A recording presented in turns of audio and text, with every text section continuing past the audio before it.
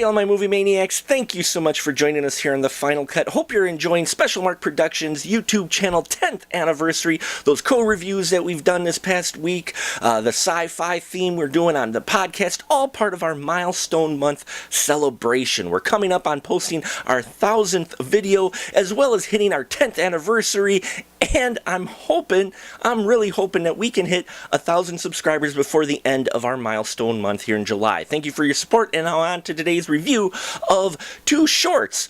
And it's a pair of shorts, not those type of shorts, but from the same director, Patricia Chica. And one is called A Tricky Treat, and the other one is called Crimson Dance. Now, the first one, A Tricky Treat, is actually showing this weekend right now at the 14th Annual Female Eye Film Festival. And Patricia gives us a fun little Halloween-themed short that would fit easily into, say, the Trick or Treat to anthology film. I loved how this thing was paced. She really directs it and starts it off with this kind of dark feel, and you're like, oh boy, what the heck's going on here? And as it moves along, it gets a bit gory, so the practical effects in here really look good, and I'm sure they're going to get a few ews from the audience.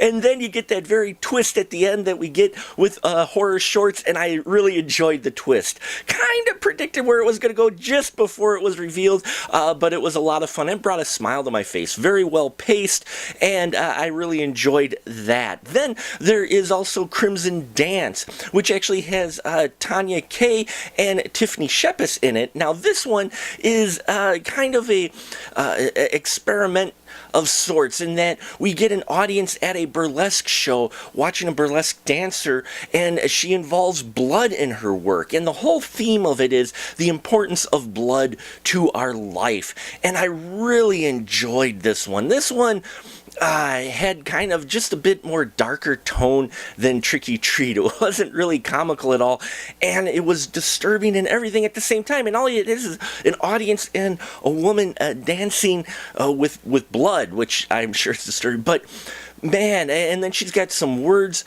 on her as well. It's very much an artistic piece, because people tend to forget film is an art form, and Patricia Chica is using that art form to express an idea, and she does it excellently.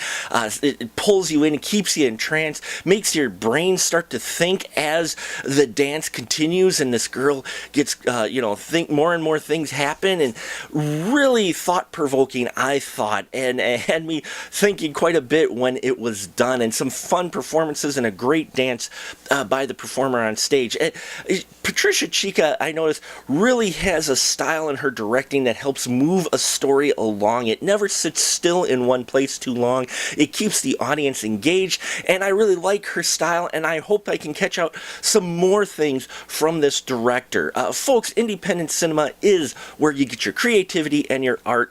You get some in Hollywood as well, but not nearly as much as in the indie scene. And there's a great group of independent film directors who are females who are very talented, and showing just how talented they are through pieces like this. I mean, really support independent cinema, and especially female directors, because there's a lot of talent out there. They still are struggling to get noticed, and it's a shame, because their work is some of the best out there. So check out Crimson Dance and Tricky Treat. Now, Crimson Dance is going to make its premiere at the Fantasia International Film Festival in Montreal, Canada. So if you're there, I highly recommend you check it out. If you're at the Female Eye Film Festival, or plan on going it this weekend yet, I would suggest you check Tricky Treat out as well. Bring a smile to your face. Thank you so much for your support, and as always, folks, remember, keep that ticket stub.